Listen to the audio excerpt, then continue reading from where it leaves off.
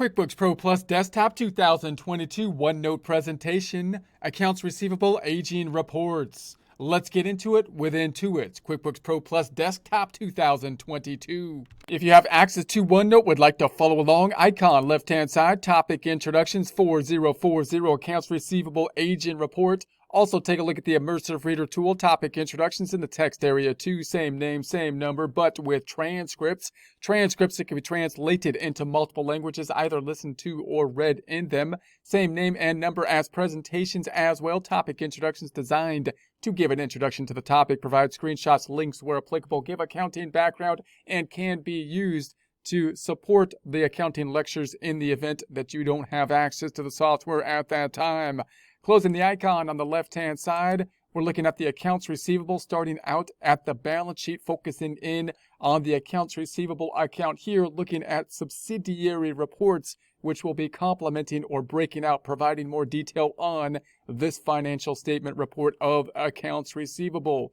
We're looking at the transaction detail. If you just double click on the accounts receivable, giving us in essence a general ledger account, giving us the activity broken out by date. Great, but not enough because we need to see it broken out by customer or client. So we're going to go to the reports drop down, customers and receivables. These are where you find the reports from the drop down format that will be related to the customer supporting in general that accounts receivable line item on the balance sheet. You can also find it by going to the report center up top. Here we are in the report center, customers and receivables on the left hand side, same kind of lineup as you would have seen in the drop down. So you got the customer balance summary, customer balance detail. We're looking here at the customer balance summary, which is like a classic kind of sub ledger breaking out just by customer. And if I was to break out the balances by who owes us the money, the total adding up to that 103,782.93, that should match what's on the balance sheet as well,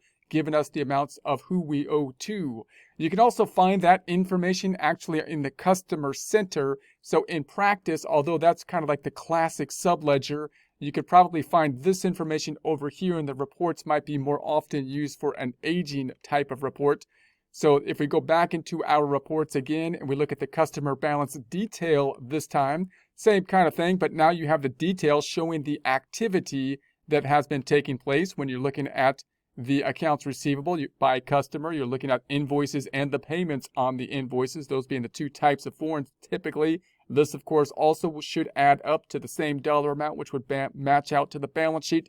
Also something that we can often find in the customer center. If we go back to the customers and receivable, we got the AR aging summary. This is one that is probably most often run due to it having that added detail of having the aging summary.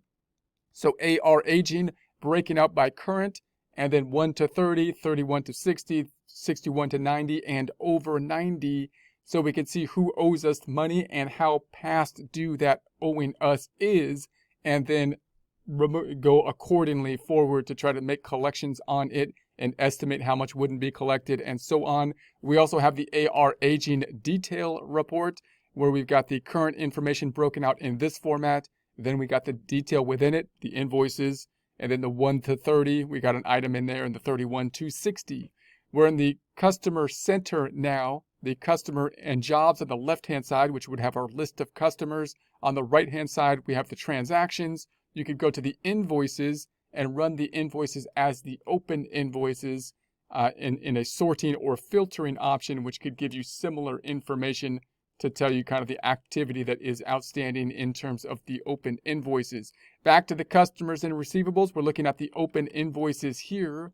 Open invoices, now you got this broken out by customer. The invoices that have not yet been paid then are obviously the main form that's going to be making up the accounts receivable balance as well. So that's another way that you could run and see those reports, but you're more likely in practice to get that information possibly from the customer center because you can sort that in that area as well for day-to-day kind of transaction purposes oftentimes.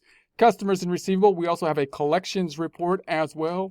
So here's going to be what the collections report looks like. Then if we go into invoices, this is in the customer center. We can also sort the invoices by basically the overdue invoices, showing us the amounts that would be overdue, none at this point in time. customers and receivable, we have the average days to pay. So this is going to be the average days to pay. This gives us kind of a nice turnover type of report, which is a common ratio type of report used to analyze financial statements. And you can use this basically and get more detailed information on a customer by customer basis here as well. So you got the days, average days to pay on the right-hand side. That can give us some analysis in terms of what we think our collections are going to be, not only in total, but also on a customer by customer basis, possibly giving us decision to determine whether or not we want to keep doing business with a particular customer and which is our best customers in terms of the turnaround time.